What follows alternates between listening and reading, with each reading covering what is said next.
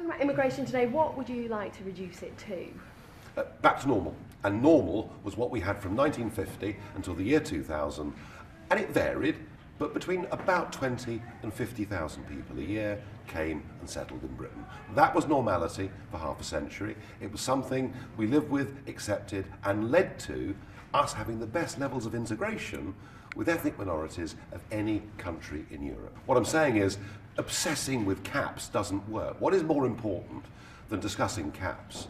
And by the way, the public are very sceptical about caps, given how all of them appear to fail. What is more important is to explain to the British public that only by getting back control of our borders from Brussels and put in place an Australian-style point system will we get immigration on the right level and with the right kind of people. Immigration has been the #1 issue in people's minds over the last few years, and yet on border controls we spend 1/4%. It is one of the smallest items of government expenditure.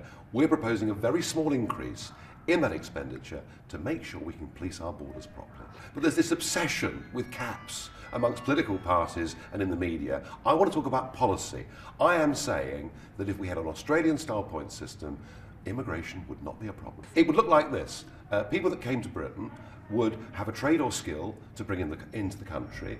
They would not have a criminal record. They would not have life-threatening diseases. They would have to bring their own medical insurance, and they would not qualify for benefits until they'd been here for 5 years and paid into the system. Now that, I think, is fair to the tens of millions of British people and families who've been paying into this system for years.